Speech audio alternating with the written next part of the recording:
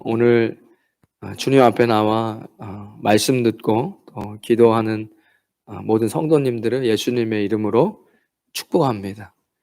아, 오늘 온 세계가 그리스도께서 십자가의 죽으심을 생각하는 그것으로 날짜를 정하고 이렇게 지키는 날입니다. 어제 저녁에 집회하고 기도에 인도하고 오는데 필리핀에 오래 계신 분한테 좀 물어봐야 되겠다. 사람들이 길거리 배회하고 있더라고요. 많은 사람들이. 뭐가 있나 보다. 뭐가 있긴 있는 것 같아요. 뭐 티셔츠 입고 막 많은 사람들이 그룹으로 막 이렇게 동네를 막 걸어 다니는데 물어보려다가 물어보진 않았는데, 어, 제가 그냥 마음에 내가 그리스도를 믿는다라고 이야기하고, 물론 제가 뭐 카톨릭을 뭐 좋아하고 그러지는 않지만, 어쨌든 그리스도께서 십자가에 죽으신 건 분명하고, 물론 이제 부활에 대해서 예수님께서 왜 십자가 지셨는지를 우리가 더 분명히 알아야 되겠지만, 오늘 신문 보니까 막 이렇게 등 때리고 이런 거 많이 나오더라고요. 왜 그러는지는 알 것 같아요. 이 종교적인 입장에서 왜 그러는지는 알 것 같아요. 자신에게 이렇게 채찍질하고 위에 우통 먹고 얼굴을 무슨 두건을 써서 얼굴을 가리고 자기가 막 등을 치면서 이제 가는 뭐 그런 행렬 있잖아요.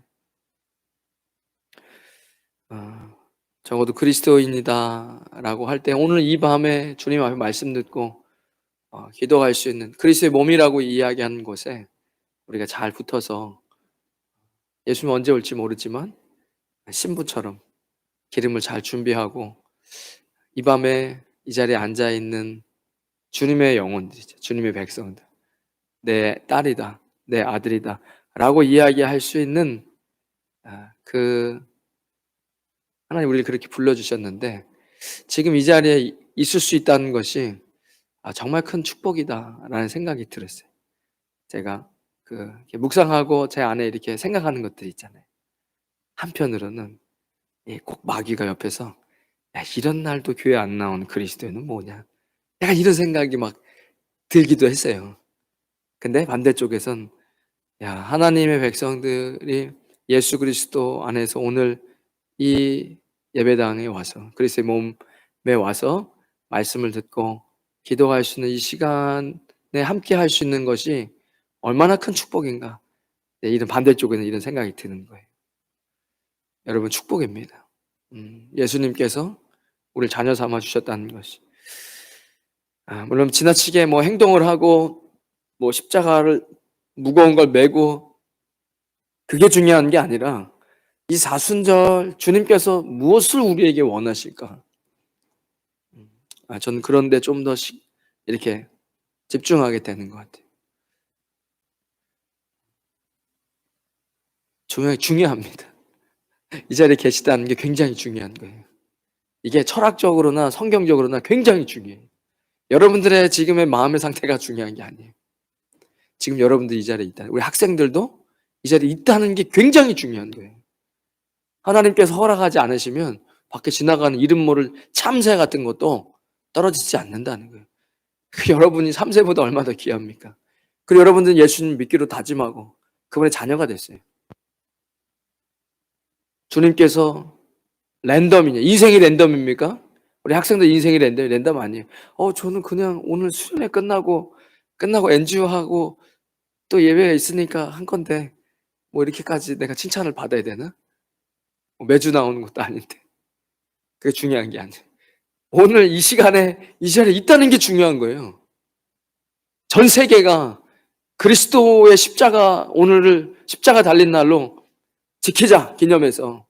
그래서 어떤 사람은 멍텅구리 같이 막 이렇게 막 이런 사람도 있지만, 우리 그리스도의 몸에 이 시간 나와서 주님 앞에 말씀을 들을 수 있다는 거.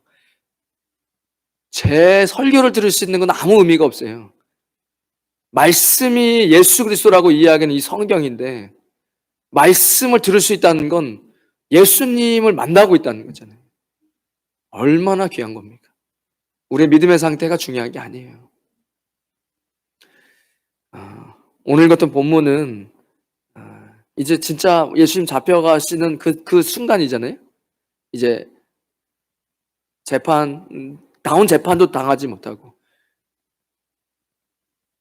빌라도는 뭐 논리도 안 되는 걸 가지고 말도 안 되니까 말도 제대로 못하고, 아내도 하지 말라 그러고, 본인도 죄가 없는데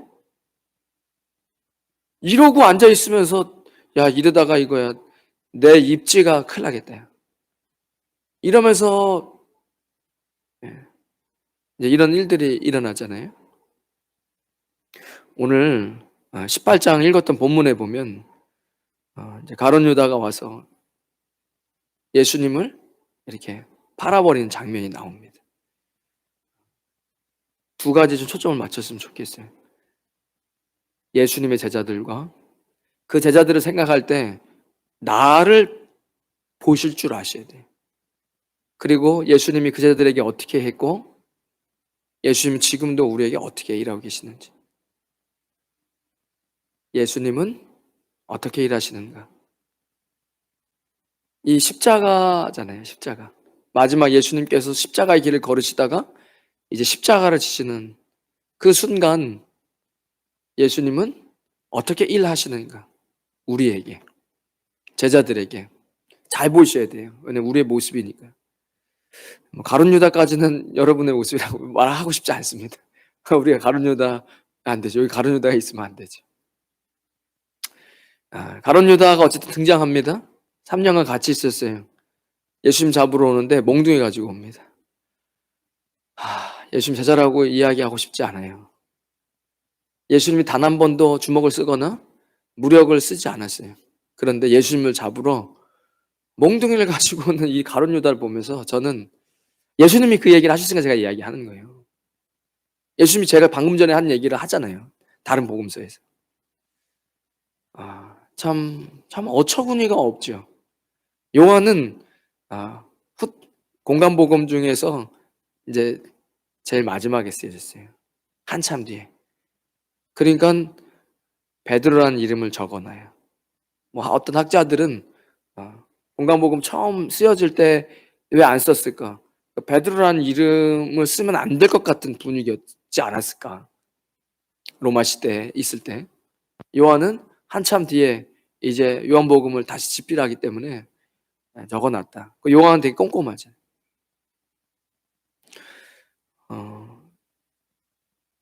그런 모습을 보면서 정말 뭐 교회 안에서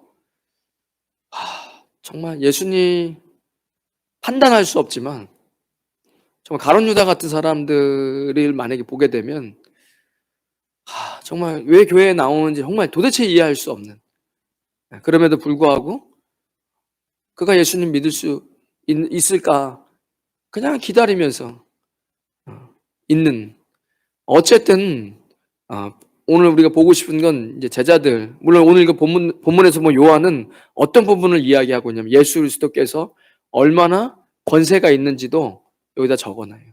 그 순간에도 너희가 누구를 찾느냐, 대답하되 나사렛 예수라 하거늘 이르시되 내가 그니라 하시니 그를 파는 유다도 그들과 함께 셨더라. 예수님께서 그들에게 내가 그니라 하실 때 그들이 물러가서 땅에 엎드려졌다라고 적어 놓습니다. 그 짧은 순간에 하나 예수 그리스도께 대한 어떤 권세와 신성을 적어놨어요, 요한이. 예수님께서 그런 모습이 있었다는 거예요. 지금 예수님을 잡으러 온 잡배들이에요. 대제사장들이 온 게 아니에요. 그들 수하에 있는 사람을 붙여서 가룟 유다가 데리고 왔다 이야기하잖아요. 이것은 어떤 예수 그리스도의 신성과 신적인 부분들을 이야기하는 거예요. 그들은 무엇 때문에 그 순간에 그리스도 앞에 엎드렸지만 그것을 아마 망각한 건지 뭔지 모르지만 그들은 다시 그들이 해야 될 일들을 곧장 하기 시작하는, 예수님께서 허락하지 않으면 얘기하시잖아요. 내가 지금이라도 한 군단을 할 수 있는 천사를 불러가지고 싸울 수 있다 라고 이야기하시잖아요. 저는 이 본문을 보면서 그런 생각이 들었어요. 내가 이거 힘이 없어가지고 잡혀가는 게 아니에요. 나를 잡으러 온 사람들마저도 순간에 엎드리게 할 수 있는 그리스도의 신성을 요한은 적어놨어요. 예수님께서 힘이 없어서 능력이 없어서 그렇게 된 게 아니죠. 그분께서 그 순간에 두려웠거나 무서웠거나 사람들이 그렇지 않았다는 거예요. 9절에 8절에 보면 너희에게 예수님께서 대답하신 너희에게 내가 그니라 하였으니 나를 찾거든 이 사람들이 가는 것은 용납해라 라고 이야기하십니다. 제자들은 보내라는 거예요. 다른 본문서에서 도망쳤다. 도망친 게 맞죠. 그런데 엄연히 따지면 요한은 예수님이 내 제자들은 보내주라고 이야기한 것을 적어놔요. 생각해보면 이런 거예요. 훗날에 요한이 생각했을 때 그때는 도망갔다고 생각했는데 시간이 흐르니까 제가 오늘 하고 싶은 얘기예요, 사실은. 이게 인간에 안 되는구나. 인간이 안 되는구나. 그러니까 요한은 아마 여기다 이걸 적어놨을 거예요. 기억하고, 맞아, 예수님이 내 제자들은 보내줘라 라고 얘기했지. 예수님은 다 도망가 버렸어 라고 얘기하지 않으시고 내 제자들은 보내줘라. 내가 예수다 라고 이야기하고 9절에 보면 핵심적인 내용이죠. 이는 아버지께서 내게 주신 자 중에서 하나도 잃지 아니하여 싸움나이다 하신 말씀을 응하게 하려 함이로라. 아멘입니다. 여러분 아멘 이건 하셔야 돼요. 아멘입니다. 아멘. 왜냐면 여러분 이게 얼마나 중요한 말씀인지 몰라요. 만약에 오늘 여러분이 예수 그리스도를 믿는 믿음이 다 달라요. 믿음이 적은 사람도 있고 부족해. 아까 제가 얘기했듯이 이렇게 어떻게 이 사순절 성금요일 날 도대체 예수님 이 시간 뭐 하고 있을까?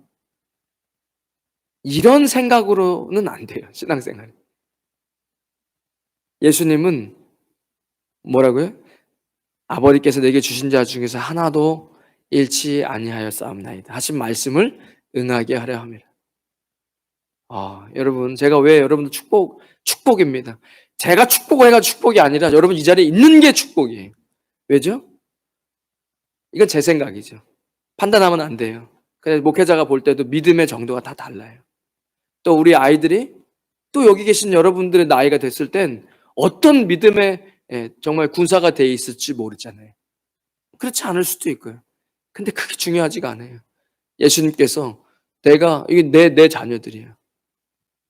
아버지께서 내게 주신 거예요. 내게 주신 내 자녀 중에서 하나도 잃지 아니하여 싸움나이다. 이거는 진짜 엄청난 말씀입니다. 여러분 스스로가 나는 저 집사님보다, 저 권사님보다, 저 장로님보다는 내가 믿음이 좀 부족해. 그래서 나중에 어떡하지? 근데 중요한 건 예수님이 여러분을 포기하지 않으신다는 거예요.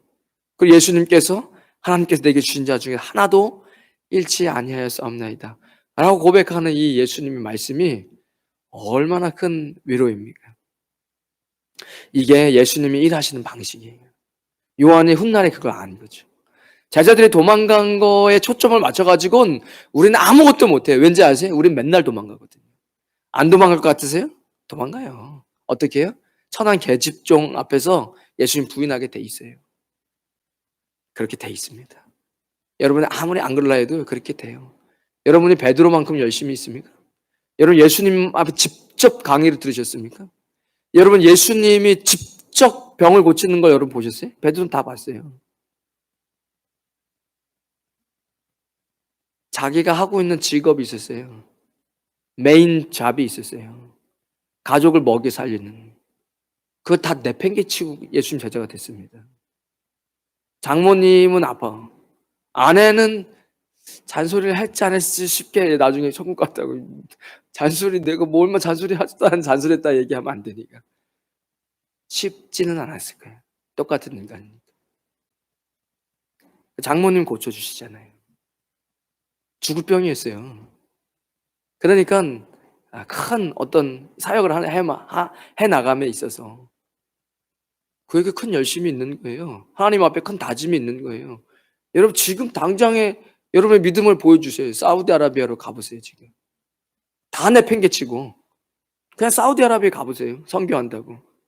아니 베드로가 그 정도 되는 거예요 지금. 근데 베드로가 예수님 부인해요. 예수님 앞에서.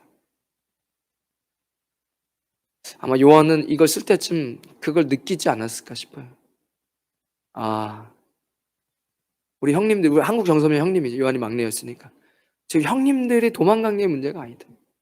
중요한 건 예수님께서 얘네들은 내보내라.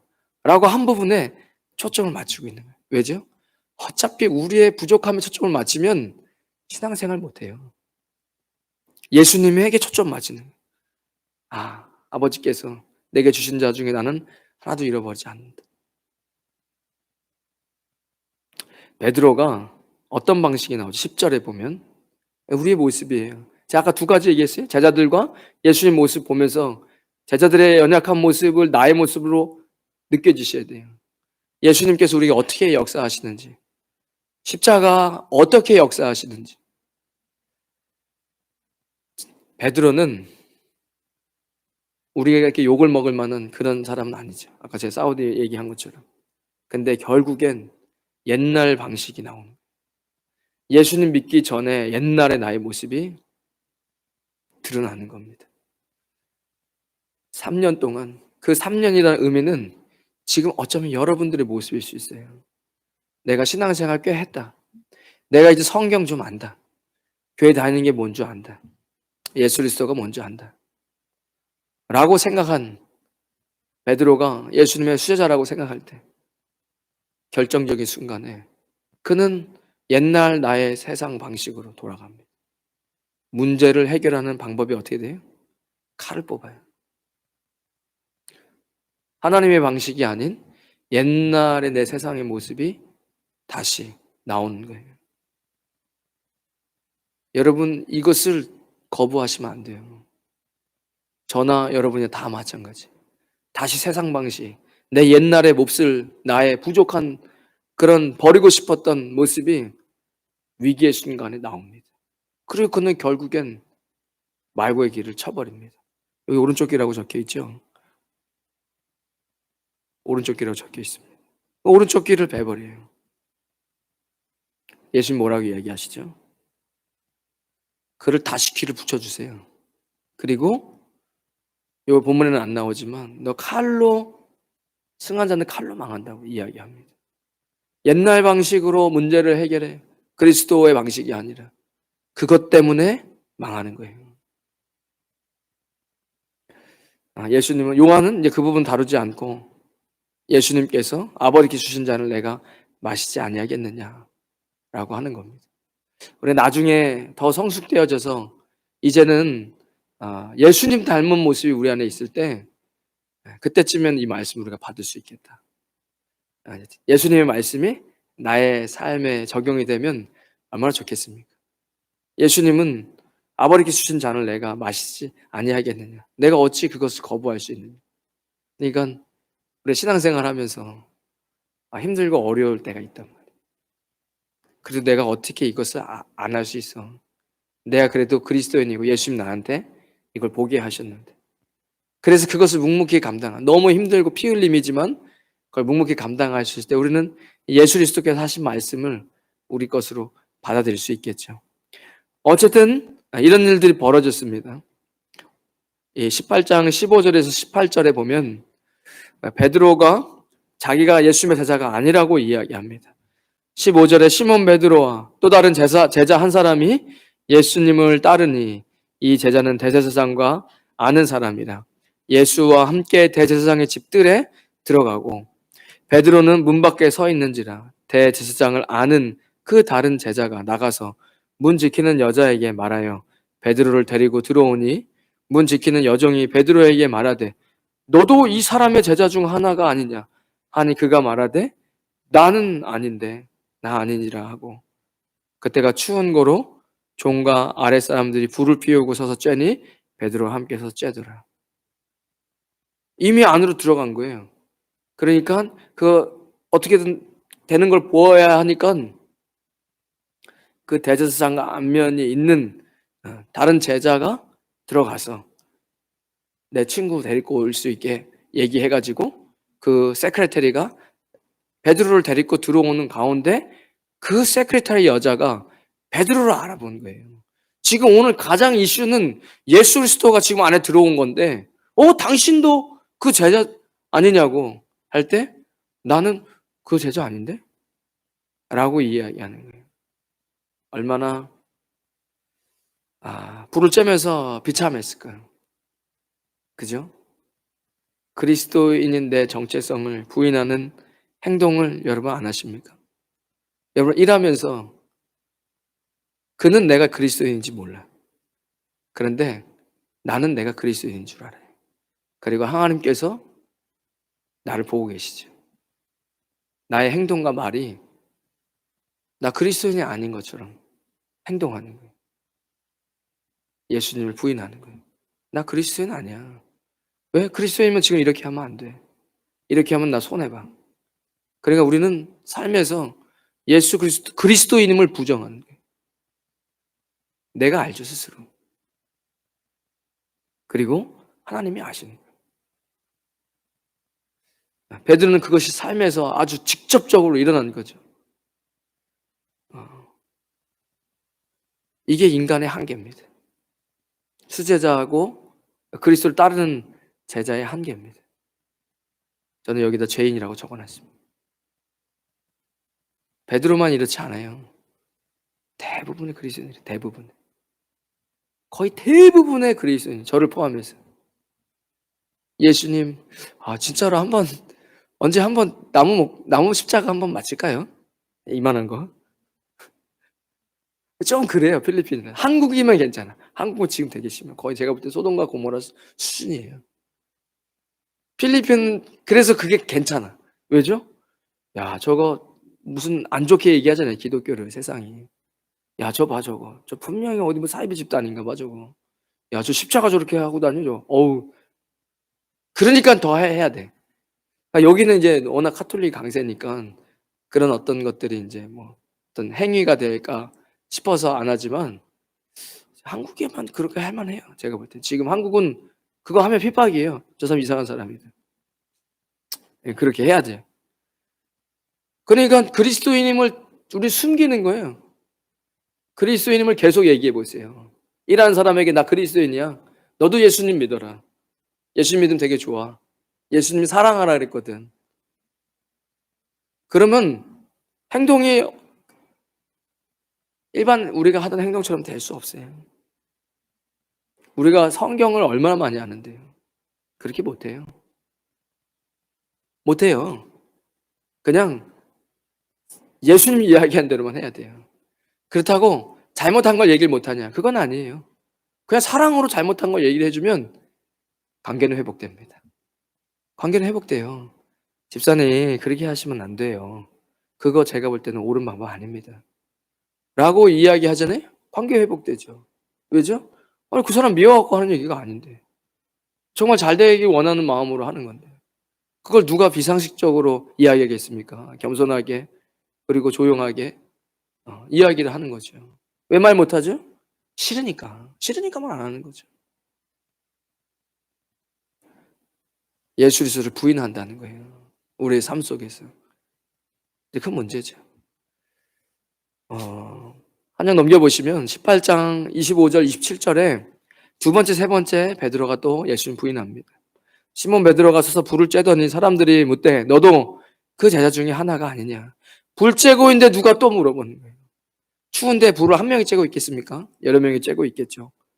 베드로가 얼마나 무서웠겠습니까? 지금 예수님 잡아 죽인다고 하니까 많은 학자들이 왜 베드로가 칼을 차고 있냐. 지금 6월절이 다가오고 있는데 그가 열심당원도 아니었는데 그러니까 지금 분위기가 안 좋은 거예요. 안 좋은 걸 학자들은 거기까지 이거 옳다고 볼 수는 없지만 일리는 있죠.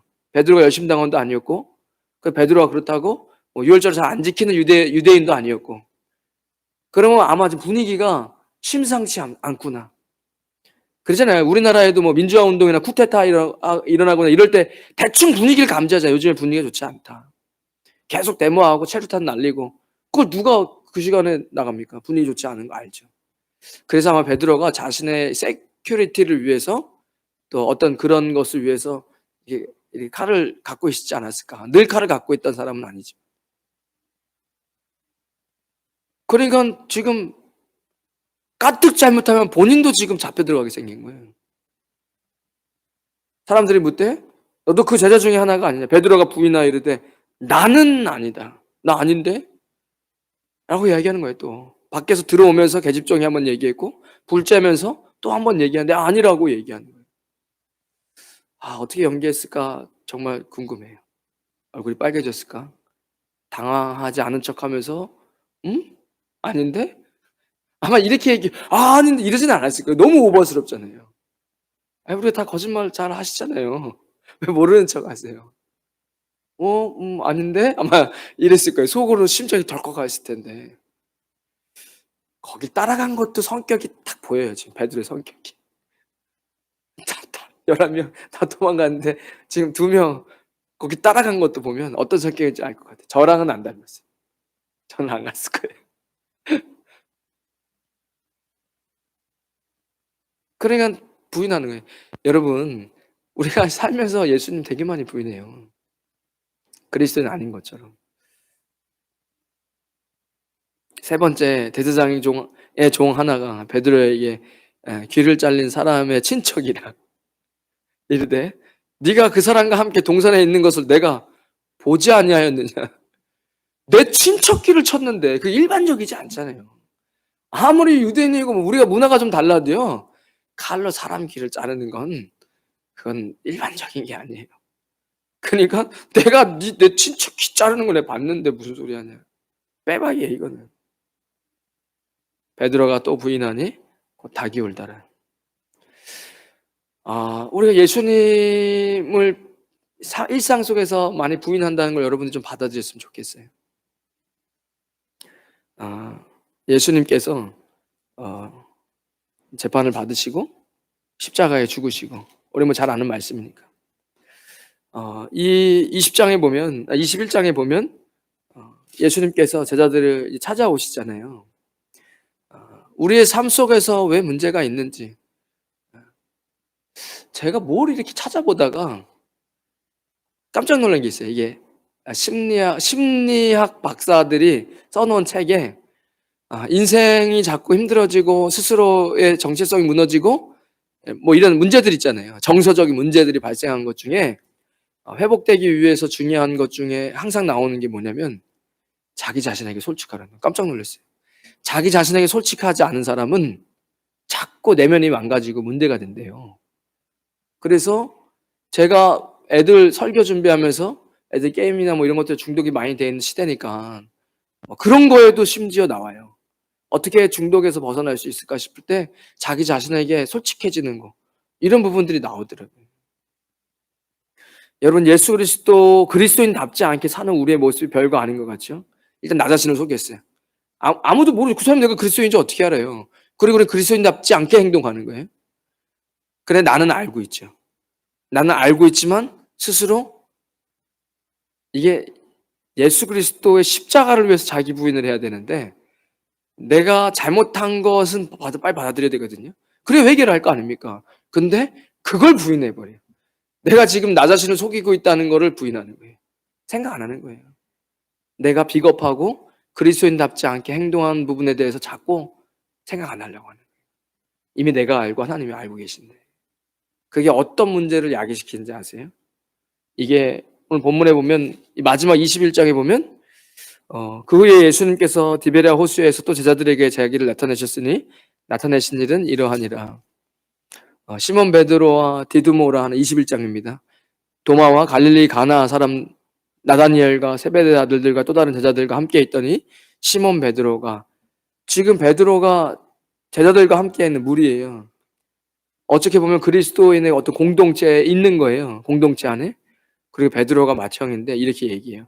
나는 물고기 잡으러 다시 간다. 얼마나 많이 생각하고 이야기했겠습니까? 내가 지난 3년, 이건 3년의 문제가 아니에요. 여러분들이 그리스도 제가 지금 얘기한 이런 부분들을 민감하게 생각 안 하면 이게 나중에 어떻게 된다고요? 이 베드로에게 3년은 지금 여러분은 신앙생활 20년 했죠. 20년이에요. 신앙생활 20년 했는데 난 다시 세상으로 간다. 이렇게 되는 거예요. 왜죠? 본인의 죄를 그리스도의 십자가를 잡기 위해서 나 자신을 부인해야 되는데 내가 죄 짓는 것은 빨리 주님 앞에 회개해야 되는데 내 죄 짓는 것을 지금 부인하고 있는 거예요. 이런 것들이 쌓여서 아까 제가 얘기한 그리스도인인 것을 사람들에게 숨겨. 모르죠. 그 사람들이 어떻게 필리피 사람이 우리가 그리스도인인지 어떻게 알아요. 이렇게 해서 숨기면서 내가 그리스도인임을 부인하고 숨기고 있는 거예요. 이런 것들이 자꾸 쌓이잖아요. 내가 알고 하나님이 아는데 내가 아는 것도 난 몰라. 그런 거 몰라 하고 하나님이 나를 아는 거를 무시하면서 그냥 이렇게 신앙생활을 한다. 그러면 이렇게 되는 거예요. 난 다시 물고기 잡으러 간다. 아, 이게 얼마나 무서운 얘기입니까? 베드로 정도면 지금 뭐 사도들 중에 형 맏형인데 교회 중직이에요. 성도님 따지면 교회 중직이에요. 신학생으로 따지면 목회자예요, 목회자. 그러니까 동생들도 우리도 함께 가겠다. 그럼 형 나도 같이 갈래. 이게 지금 단순한 얘기가 아니에요. 예수님과 함께 했던 모든 3년을 다 부인해 버리는 거잖아요. 다 끝나서 그냥. 난 그냥 그럼 지금 이 21장은요. 예수님 부활하시고 지금 한 세 번째가 나타나신 거예요.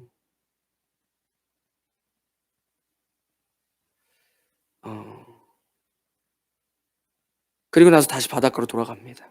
옛날 내 삶의 방식으로. 옛날에 내가 가지고 있던 육신의 모습으로 살겠다고 돌아가는 거예요. 안 돼. 노력해 봤는데 안 돼.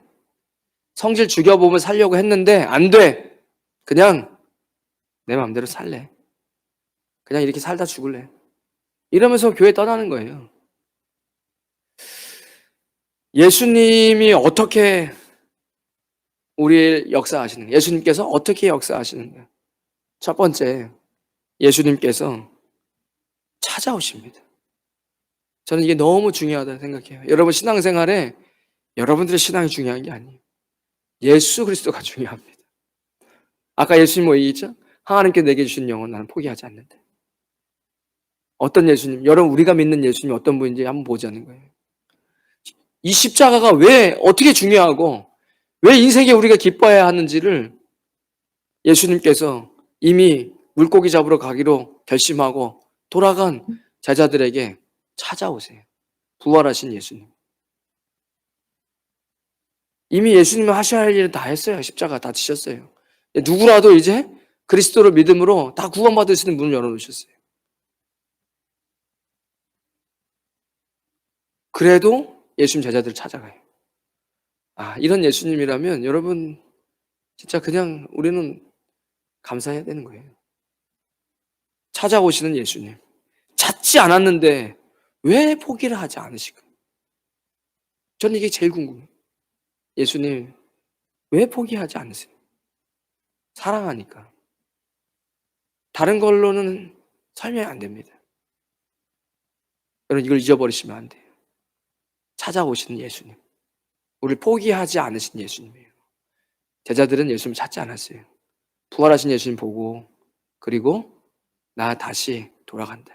물고기 잡으러 간다. 그리고 물고기 잡으러 갔어요. 찾아오시는 예수님이 있다는 거예요. 두 번째는 그 예수님께서 찾아오시고 그리고 얘기하시죠. 얘들아 너에게 고기가 있느냐? 대답하되 없나이다. 이때까지 잘 몰라요. 이르시되 그물을 배 오른편에 던져라. 그리하면 잡으리라. 하신 이에 던졌더니 물고기가 많아 그물을 들 수 없더라. 이게 지금 저는 이렇게 적어놨어요. 다시 깨닫게 해주시는 예수님. 가로 열고 이전의 은혜를 다시 깨닫게 하시는 예수님이 우리 예수님입니다. 그냥 사실 우리 걱정할 필요가 없어요. 걱정할 필요가 없어요. 왜냐하면 예수님께서 우리를 찾아오세요. 그리고 뭘 깨닫게 하세요? 이전의 은혜를 다시 깨닫게 하세요. 제자들이 다 알았어요. 그때 물고기가 많이 잡히고 나서. 왜죠? 이미 과거에 예수님이 보여주던 기적이거든요. 예수님께 사랑하시는 그 제자가 베드로에게 이르되 주님이시라 하니 시몬 베드로가 벗고 있다가 주님이라 하는 말을 듣고 겉옷을 두르네 바다로 뛰어내리더라. 그러니까 예수님이다 라고 요한이 이야기한 거예요. 좀 멀리 있어서 누군지 잘 몰랐는데 소리를 듣고 뭐 그렇게 했는데 딱 물고기 많이 잡힌 걸 보고 예수님이시네. 베드로가 듣자마자 옷을 던지고 수영을 해가지고 예수님 앞으로 가는 거예요. 베드로의 성격이 저랑은 안 닮았어요. 저 같으면은 저는 고개 숙이고 있었을 것 같아요. 일단 가는 거예요. 그리고 저는 이 장면이 너무 재밌었어요.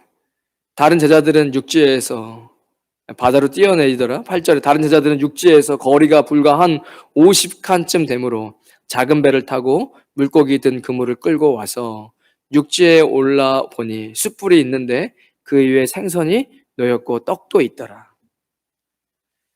세 번째, 여러분 이 사순절을 지나면서 우리가 잊지 말아야 되는 예수님, 따뜻하게 맞아주시는 예수님이 계시는 거예요. 여러분들이 예수님을 부인할 때 뭐 그런 것까지 내가 내가 그리스도인처럼 이렇게 다 해야 돼. 그건 자기 자신을 속이고 예수님을 부인하는 거거든요. 그런 게 쌓이다 보면 어떻게 된다고요? 신앙이 다 잊어버려. 세상으로 다시 돌아가게 돼. 그런데 예수님께 따뜻하게 맞아주시는 이런 예수님이 예수님이 일하시는 방법입니다. 우리의 인생 가운데. 그리고 예수님께서 이르시되 지금 잡은 생선을 좀 가져와라 하시니 베드로가 올라가서 그물을 육지에 끌어올리니 가득 찬 물고기 153마리 이같이 많으나 그물이 찢어지지 아니하였더라. 예수님께서 이르시되 와서 조반을 먹으라. 아침 먹으라 하시니 제자들이 주님이신 줄 아는 고로 당신이 누구냐 감히 묻는 자가 없더라. 어떤 분위기인지 아시겠죠? 지금 분위기가 아주 대면대면합니다. 예수님 제자들 다 도망쳤어요. 물론 예수님께서 얘네들 보내주라 했지만 제자들은 다 무서워서 도망쳤습니다. 그리고 베드로는 그 부인했어요. 거짓말. 난 몰라, 예수님 모른다고. 근데 이미 예수님께서 얘기했어요. 너는 나를 부인할 거라고. 그리고 그 옆에 다른 제자도 있었어요. 동생들이 모를까요? 다 알죠. 베드로도 알고. 그래서 내가 도저히 이제는 이거 못하겠다. 예수님이 그리스도인 것도 알고 메시아인 것도 알지만 나 같은 놈이 예수님 제자라고 이야기하는 건 이제는 그냥 안 되겠다 싶은 거예요. 다시 찾아오시고 깨닫게 해주시고 따뜻하게 맞아주시고, 그리고 저는 이 네 번째가 정말 예수님이 어떤 분이신가 제가 다시 한번 깨달았어요. 제가 예전에 같으면 얼마나 율법적이었는지 몰라요. 아마 주일날 예배 마치고 남성교회랑 같이 교제 안 했을 거예요. 그리고 이런 날 엄청 뭐라 했을 거예요. 그런데 제가 예수님 보면서 예수님 제자들 배신하고 도망간 제자들 찾아와서 밤에 물고기를 잡고 나가거든요. 그리고 새벽까지 잡다가 해가 뜨는 거예요. 배가 고프죠. 밤새 지치고 배고픈 제자들의 육신의 필요도 채워주시는 예수님이 너무 진짜 너무 위대하신 거예요. 저는 이 장면에서 여러분이 이 땅에서 누리고 싶은 여러분들의 취미, 여러분들의 어떤 캐릭터가 있잖아요. 그런 것들을 이해해 주시는 예수님이 저는 느껴져요. 어떤 분은 성격이 급해서 막 빠르고, 어떤 분은 성격이 느리고, 어떤 분은 갖고 싶은 게 많고, 어떤 분은 갖고 싶은 게 많지 않고, 어떤 분은 그래도 예쁘게 꾸며야 되고, 어떤 분은 그런 것보단 다른 거를 더 좋아하고, 이런 여러분들 다양한 어떤 육신의 어떤 캐릭터가 있잖아요. 지금 살고 죽고 십자가 지고 부활하신 예수님, 예수님 부인한 제자들 밥 챙겨 먹게 생겼습니까? 그거 한 끼 안 먹으면 죽어? 죽는 거 아니잖아요. 저는 이런 예수님이 정말 너무 대단하신 것 같아요. 이런 제자들이 지금 배고픈 것까지도 밥을 차려서 같이 먹여주시는 예수님. 밤새 지치고 배고픈 제자들의 육신의 필요도 채워주시는 이 예수님이 정말 대단하신 거예요. 포기하지 않으시고 우리가 찾지 않아도 찾아오시고. 왜? 이미 세례가 중요한 거예요. 그래서 내가 예수님 한번 영접하는 게 얼마나 중요한 건지 몰라요. 왜 영국에서 그 젊은 애들이 유아 세례 받고 언제 받았는지 기억 못하죠. 저도 기억 못해요. 누가 기억합니까? 그 어렸을 때 받은 세례를. 근데 왜 완전히 뭐 주술하고 뭐 난잡하게 살면서 왜 그렇게 주술하고 이런 거 좋아하는 애들의 왜 다시 교회에 그거를 반납한다고 얘기합니까? 세례가 정말 아무 의미가 없다면. 그 귀신이랑 장난치고 살아가는 애들이 왜 세례 받은 것을 다시 토해낸다고 이야기해요?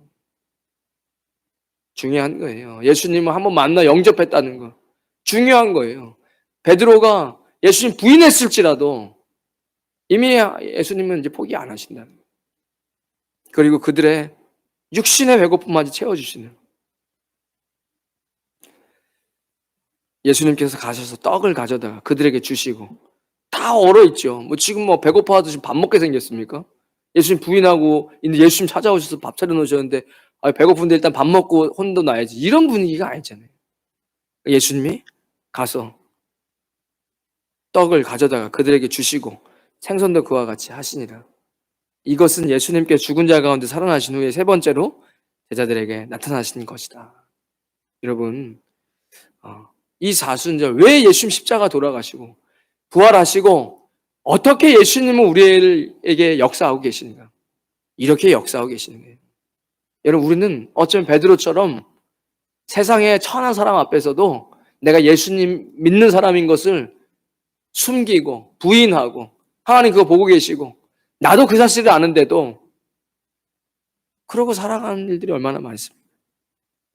그러나 예수님께서 우리 계속 찾아오셔서 포기하지 않고 깨닫게 하시고 은혜 주시고 따뜻하게 맞아주시고 우리의 육신마저도 그 필요를 채워주시는 이런 예수님이 우리를 회복시켜 주시는 거예요. 사랑이죠. 이유가 없습니다. 사랑. 그리고 베드로에게 묻는 거예요. 요한의 아들 시몬아, 네가 다른 사람들보다 나를 더 사랑하느냐? 저는 이거를 잊을 수가 없는 거예요.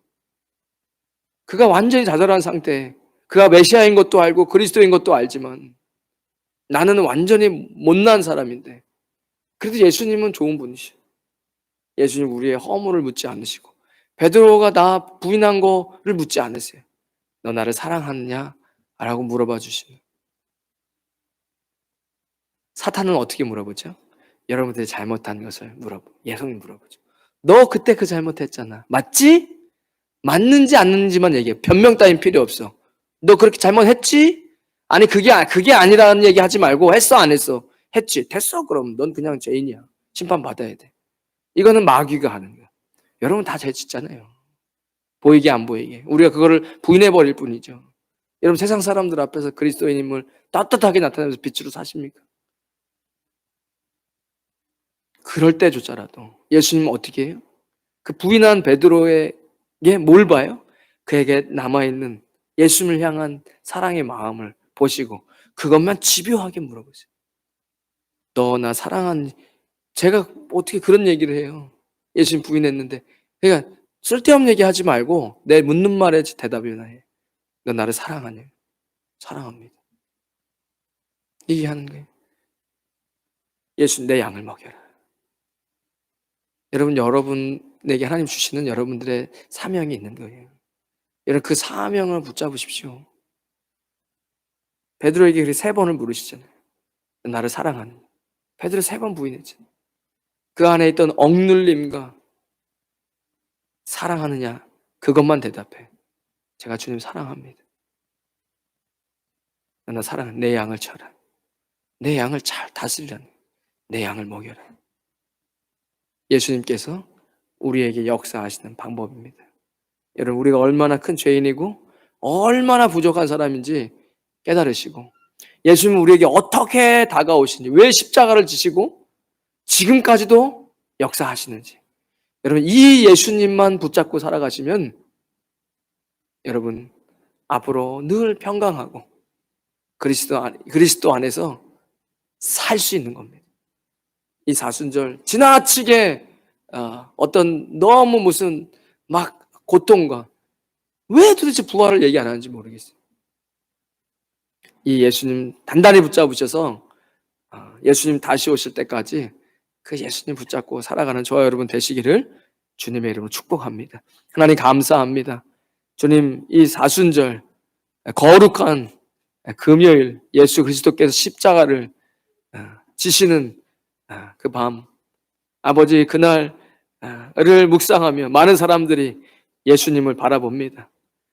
무엇보다 부활하신 예수 그리스도, 그리고 그 제자들에게 어떻게 찾아오셔서 역사하시는 그 예수 그리스도를 깨닫게 하시고 그 예수님 안에서 늘 기쁨과 평강이 넘치는 주의 백성들 되어지게 하여 주시옵소서. 이제는 우리 주 예수 그리스도의 크신 은혜와 하나님 아버지의 무한하신 사랑과 성령님의 감동, 감화, 교통하심이 오늘 고난주간 성금요일 주님 앞에 나와 주의 말씀 듣고 기도하는 주의 백성들 머리머리 위에, 그들의 가정과 자녀들 위에, 땀 흘려 일하는 믿음의 기업 위에, 우리 임마누엘 교회와 이 땅 필리핀과 조국 대한민국 위에 지금부터 영원까지 함께 하시길 간절히 축원하옵나이다.